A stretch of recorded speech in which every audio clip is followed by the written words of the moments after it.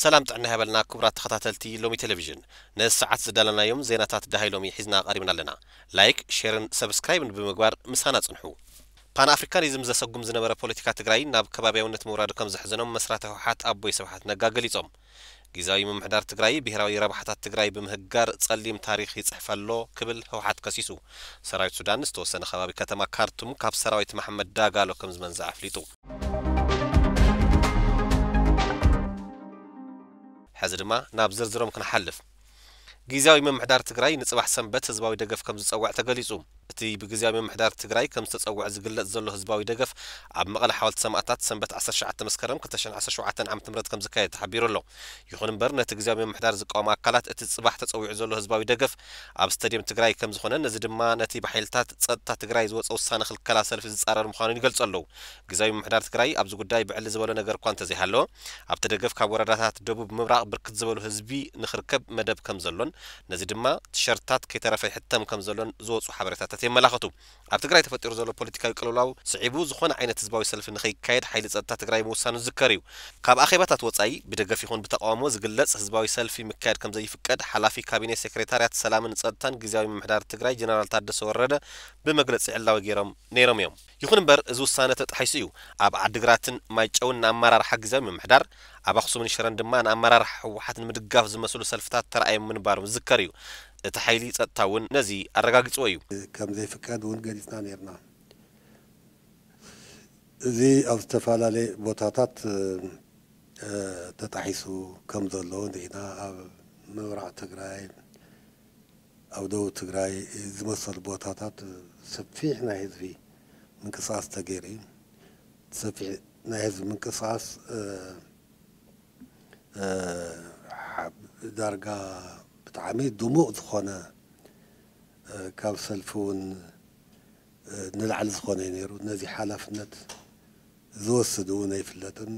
ሰላማዊ ሰልፊ ምክያድ ሕገ መንግስታዊ መሰል እኳ እንተኾነ ሕዚ ኣብ ትግራይ ዘሎ ጸጥታውን ፖለቲካውን ኩነታት ግና ነዚ ዝዕድም ከም ዘይኮነ ብዙሓት ይዛረቡ ይኹን እምበር ናብ ክልተ ተገሚዖም ዘሎ ኣመራርሓ ትግራይ ነቲ ብሓይልታት ጸጥታ ዝተቐመጠ ውሳነ በብወገኖም ከም ዝጠሓስዎ እዩ ዝግለጽ እንተኾነ ግን ሕዚ እውን ነቲ ውሳነ ዝጥሕሱ ዝኾኑ ዓይነት ሰልፍታት ክካየዱ ከም ዘይብሎም ጀነራል ታደሰ ወረደ ቅድሚ ክልተ ሰሙን ኣብ ዝሃብዎ መግለጺ ደጊሞም ኣተሓሳሲቦም ነይሮም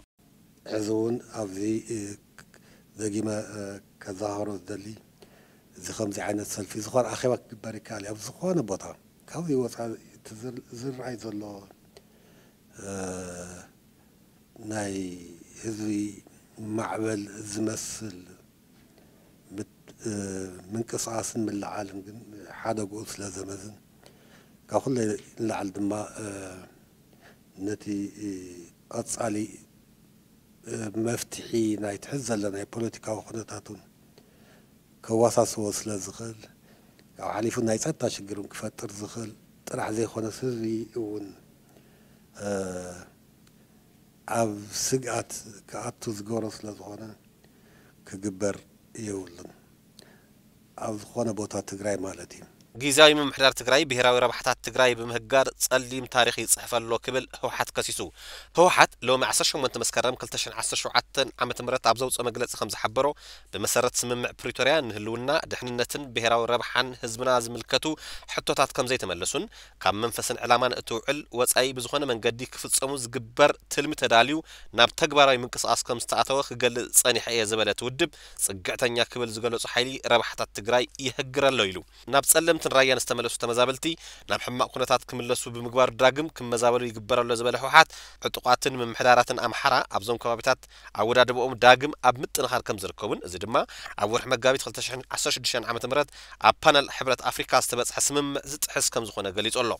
تود كم زبالو أبستورور كوابتات ببرك وردان أبيان كنت عايش تحسب بغطى نام منقص فيدرال صوع كوابي من محدار أبسم بروتريا يخون أب حق منقص إثيوبيا مسارات زي بلو طرح زي كونس مقصلتات جونوسايد نزخونة زي حقاوي ريفرندم متشو كونتات زفتر يلو እቲ መግለጽ ብተወሳኺ ኣብ ክልል ኣምሓራ ተኣሲሮም ካብ ዝነበሩ ነበር ኣባላት ምክልኻል ሃገር ዝኾኑ ተጋሩ ኣብ ቀረባ መዓልትታት እኳ እንተተፈትሑ ኣብ መንገዲ ከም ዝተጨወዩ ብምግላጽ መንግስቲ ፌደራልን ክልል ኣምሓራን እቶም ዝተጨወዩ ተጋሩ ንክፍትሑ ኩሉ ዓይነት ጻዕሪ ንክገብሩ ጸዊዑ ኣሎ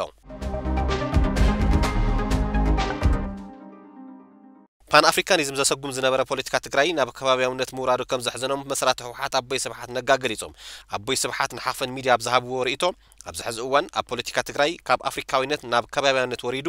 ባይታ ከም ዘበጠ ገሊጾም ኣብ ኣደባባይ ዓለም ብዛዕባ ሓድነት አፍሪካ ዝሰብኹ ዝነበሩ ከም ንመለስ ዜናዊ ዝበሉ ዘፍረየ ውድብ ህወሓት ሕዚ ናብ ከባቢያውነት ወሪዱ ኣብ ሓያል ጸገም ከም ዝርከብ ሓቢሮም ከባቢያውነት እናጨረምና እናቆርበምና እናጠርቁምና ጠርቆምቆምና እርካብ ነዋሪ ዝርአ ዘሎ ትግራይ ዘሎ ጥሪቃ ይሕቡ ገርሳነት ዓድዋነት ተኣምር ጎይ ፓን አፍሪካኒዝም መበል 100 ዓመትና ፓን አፍሪካኒዝም ናንቅብ ረአይ ብንሰለብታ ለናይ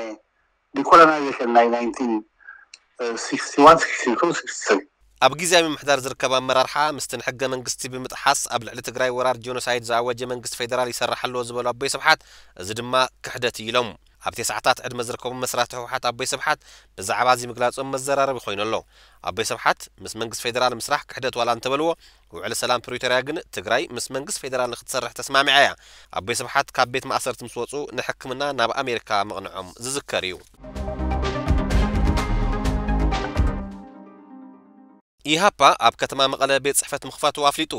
ካብ ኣመራርሓ ኢሃፓ ሓደ ዝኾነ ኣይቶ ይስሐቅ ወልዳይ ከም ዘፍለጥዎ ምስ ኣቦ ወንበር ህወሓት ዶክተር ደብረጽዮን ገብረ ሚካኤል ኣብ ዝተፈላለዩ ጉዳያት ዘተመግባሮም እዩ ምስ ዶክተር ደብረጽዮን ኣብ ክልላዊ ሃገራውን ዓለም ለኻውን ጉዳያት ዘተካይድና ዝበሉ ኣይቶ ይስሐቅ ምስ ፕሬዚደንት ጊዜያዊ ምሕዳር ትግራይ ኣይተ ጌታቸው ረዳ ከም ዝረኸቡ እውን ተስፋኦም ገሊጾም ዶክተር ደብረጽዮን ምስ ኣመራርሓ ኢሃፓ ምርኻቦም ብዙሓት እናወቐስዎም ይርከቡ አርትሜተር ዝተባሃለ ብመርፍእ ዝውሃብ መድሓኒት ዓሶ ተኣጊዱ በዓል መዝ ምግብን መድሓኒትን ኢትዮጵያ አርትሜተር ዝተባሃለ ብመርፍእ ዝውሃብ መድሓኒት ዓሶ ምጥቃም ኣጊዱ እቲ በዓል ስልጣን ኣብ ዝገበረ ዳሳስ እቲ መድሓኒት ከይተመዝገበ ኣብ ዕዳጋ ከም ዝተረኸበን ናሙና ተወሲዱ ኣብ ቤት ፈተነ ምስ ተመርመረ ድማ አርትሜተር ዝበሃል ንጥረ ነገር ኣብ ውሽጡ ምርካቡ ከም ዘረጋገጸን ገሊጹ ስለዝኾነ ሰብ ሞያ ጥዕና ነዚ መድሓኒት ከይጥቀሙን ኣብ በብብርኩ ዝርከቡ ተቆጻጸርቲ ክልላት በብኻዊኦም ሱጡም ክትትል ብምግባር ስጉምታት ንኽወስዱ እቲ በዓል መዘ ተሓሲቡ ኣሎ እቲ መድሓኒት ብሻይን ፋርም ዝተባሃለ ቻይናዊ ኣፍራይ መድሓኒት ዝስራሕ ኮይኑ ብመሰረት ሓበሬታ በዓል መዚ መግብን መድሓኒትን ኢትዮጵያ አርትሜተር 80 ሚሊግራም 1 ሚሊ ሊትር ዝበሃል ብመርፍእ ዝውሃብ መድሓኒት ዓሶ እዩ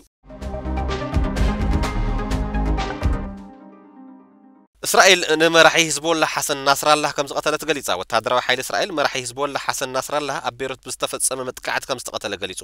ሓይልታት ምክልኻል እስራኤል ትማሊ ዓርቢ ኣብ ልዕሊ ቤይሩት ኣብ ዘካይዶ መጥቃዕቲ ንመራሒ ሂዝቦላ ሐሰን ናስራላህ ከም ዝቀተልዎ ገሊጾም ኣለዉ ሂዝቦላ ግን ክሳብ ሕዚ መግለጺ ኣይሃበን ኣብ ደቡባዊ ቤይሩት ክሳብ ሰንበት ንግሆ መጥቃዕቲ ኣየር ክቕጽል ከም ዝኽእል እናተገለጸ እዩ ሰራዊት እስራኤል ካብ ሊባኖስ ዝተተኮሰ ሮኬት ድሕሪ ምርካቡ ሎሚ ንግሆ ኣብ ጎላጉል ቦካኣ ንዝርከቡ ዕላማታት የጥቃዕ ከም ዘሎ ይገልጽ ሰበስልጣን ሊባኖስ ብመጥቃዕቲ ኣየር እስራኤል 6 ሰባት ከም ዝሞቱን 91 ድማ ከም ዝቆሰሉን ክገልጹን ከለው ሰበስልጣን ተኸባቢ በወገኖም ካብ ሶኒ ጀሚሩ እስራኤል ኣብ ሊባኖስ ካይደቶ መጥቃዕቲ 800 ሰባት ከም ዝሞቱ ገሊጾም ሰራዊት ሱዳን ዝተወሰነ ከባቢ ከተማ ካርቱም ካብ ሰራዊት መሐመድ ዳጋሎ ከም ዝመንዝዕ ኣፍሊጡ ሰራዊት ሱዳን ብዓርቢ ኣብ ዘካይዶ ሓድሽ ስትራቴጂካዊ መጥቃዕቲ ብሰራዊት መሐመድ ዳጋሎ ተተሓይዙ ዝነበረ ኣብ ሰሜናዊ ክፋል ከተማ ካርቱም ዝርከብ ካድሩ ዝተባሃለ ከባቢ ከም ዝተቆጻጸረ ዕላው ገይሩ ኣሎ በዝውን ቀንዲ መስመር ቀረብ ግልጋሎት ነዳዲ ሰራዊት ወሃቢ ቅልጡፍ ደገፍ ከም ዝተዓጽወ ኣፍሊጡ ኣሎ ሰራዊት ሱዳን ነቲ ከባቢ ክቋጸር ዝኽኣለ ድሕሪ 2 መዓልቲ ተኸታታሊ ውግእ እንትኸውን ንከባቢ ካድሩ ምቁጻሩ ዘርኢ ምስሊ ብማሕበራዊ ሚድያ ምውዝዑ ሱዳን ትሪቡን ጸብጺቡ ኣሎ ካብ ዝጅመር ናብ 2 ዓመት ዝጽጋዕ ዘሎ ሕድሕድ ኩናት ሱዳን ኣብ 21 ክፍለ ዘመን ካብ ዝተፈጠሩ ኣዕነውቲ ጎንጽታት ሓደ ምዃኑ እናተገለጸ ይርከብ በቲ ሕድሕድ ኩናት ሚልዮናት ሱዳናውያን እንትፈናቐሉ ብኣሽሓት ዝቆጸሩ ድማ ምሟቶም መረዳእታት የመልክቱ